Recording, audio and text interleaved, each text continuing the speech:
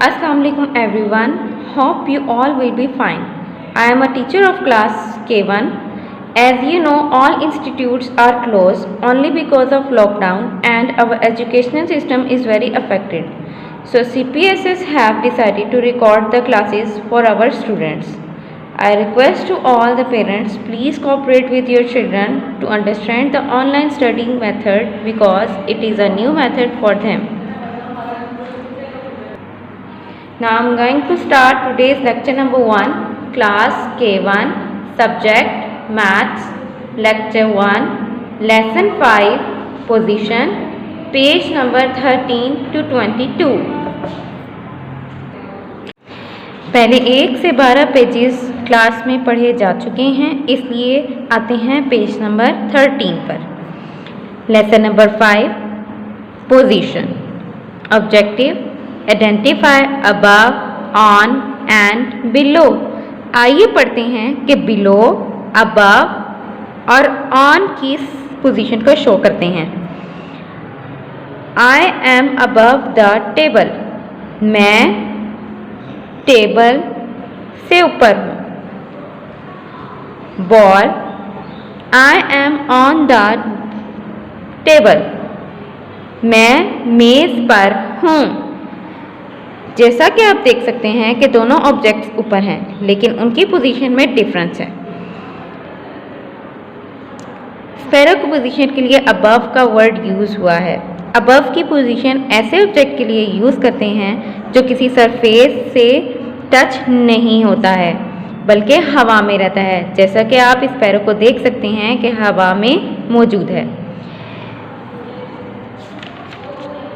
जबकि ऑन की पोजीशन ऐसे ऑब्जेक्ट के लिए यूज करते हैं जो सरफेस को टच करता है, जैसा कि आप देख रहे हैं इस पिक्चर के अंदर बॉल मेज पर मौजूद है, यानी ये मेज के साथ टच कर रहा है, इसलिए इसके साथ हम ऑन की पोजीशन यूज करते हैं।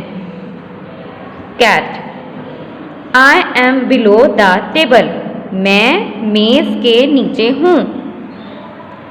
बिलो की पोजीशन ऐसे ऑब्जेक्ट के लिए यूज करते हैं जो किसी भी चीज के नीचे मौजूद हो। आइए पेज नंबर 14 पर। Position, objective, identify object far and near. Aeroplane is far from me and cock is near to मी।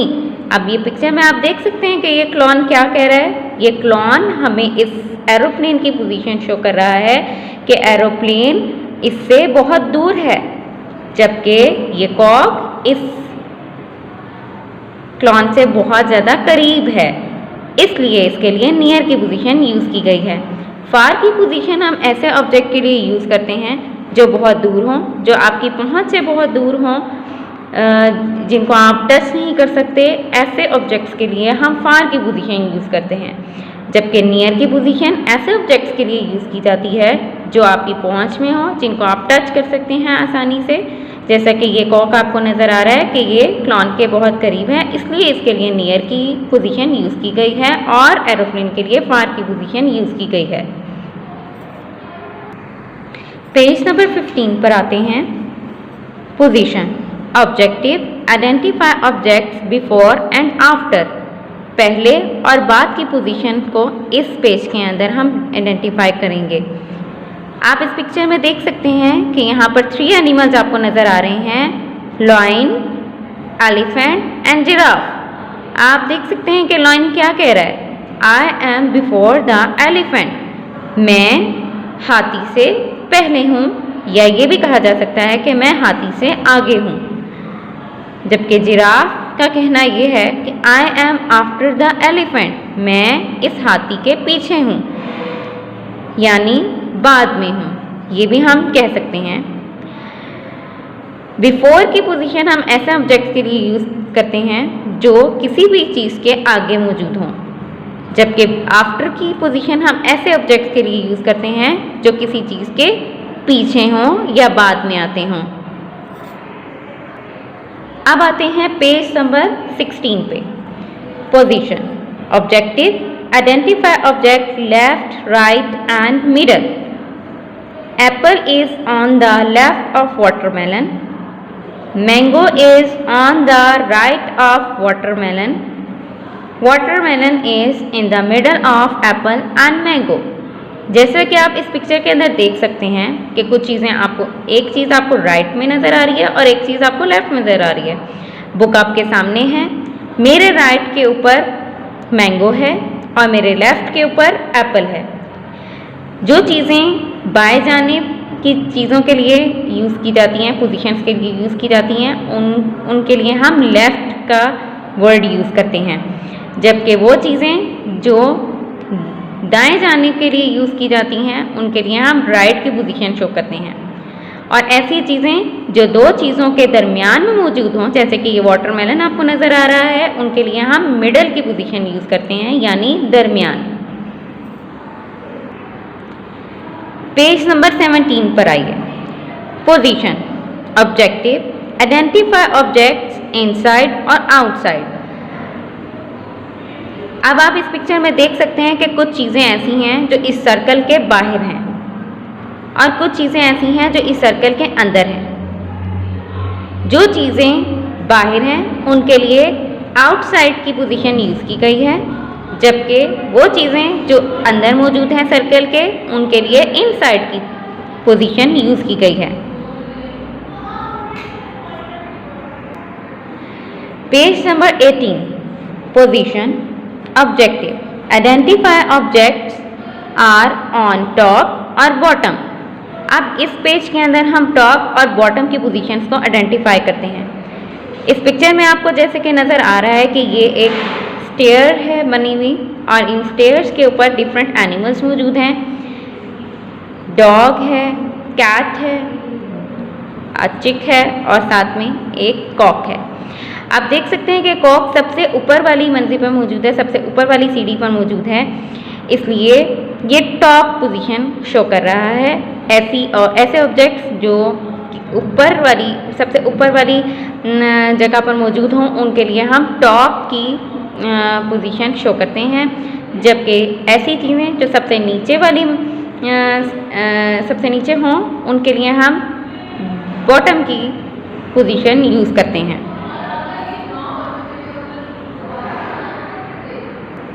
जैसा कि हम पहले तमाम पोजीशंस के बारे में पढ़ चुके हैं, हर पोजीशन को अलग अलग से आइडेंटिफाई कर चुके हैं, इसलिए अब हम आते हैं पेज नंबर 19 पर एक्सरसाइज पे।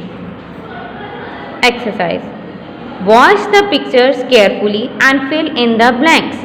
आपने इन पिक्चर्स को गौर से देखना है और फिर इनके अंदर ऑब्जेक्ट्स जो पड़े हुए हैं उनकी पोजीशंस को आइडेंटिफाई करना है आपने।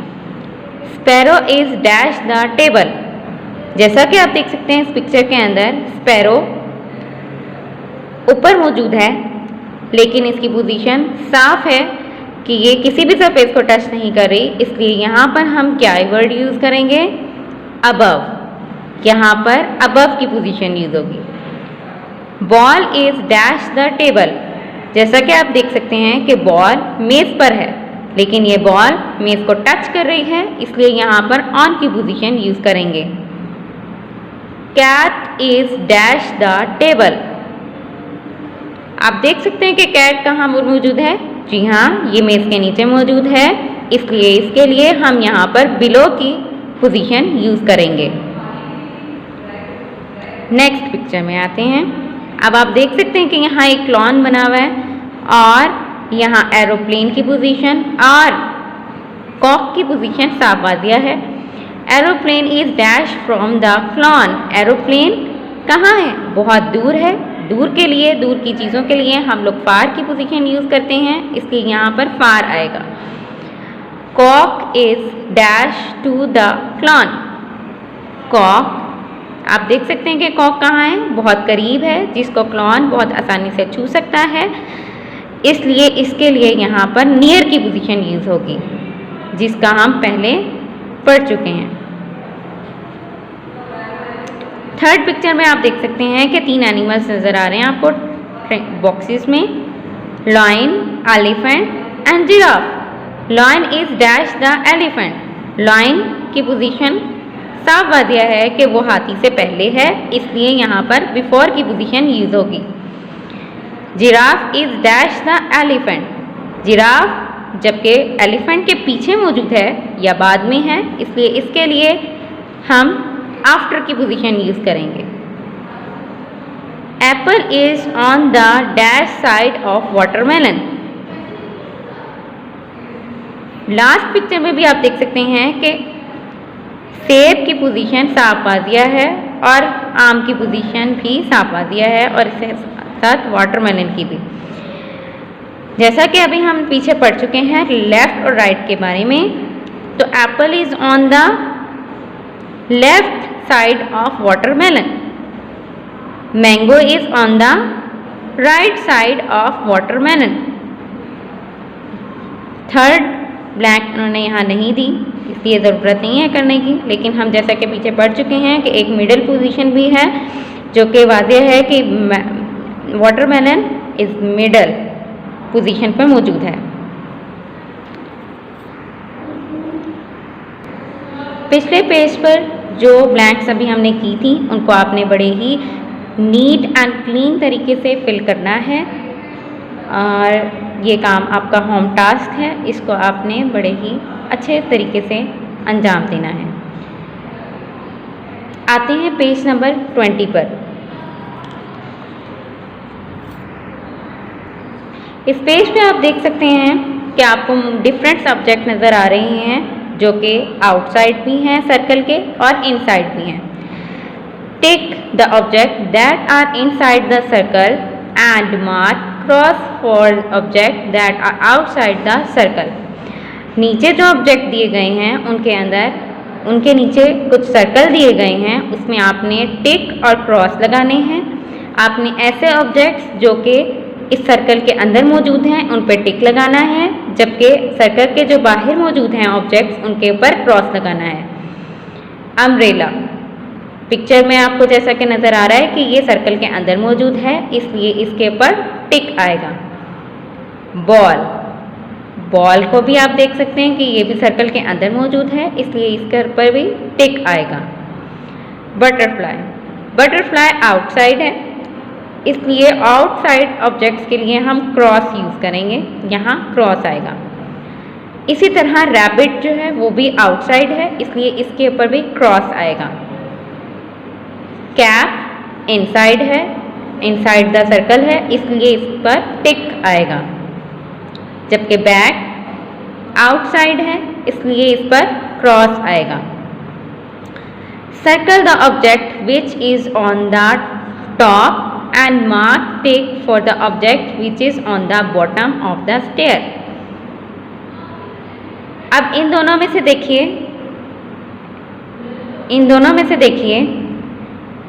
इन दोनों में कौन है जो सबसे ऊपर है? देखिए और से आप देख सकते हैं कि इस डॉग की पोजीशन क्या है? यस, इट इज बिलो, यानी ये बॉटम पे मौजूद है, इसलिए इसके ऊपर टिक लगाएंगे।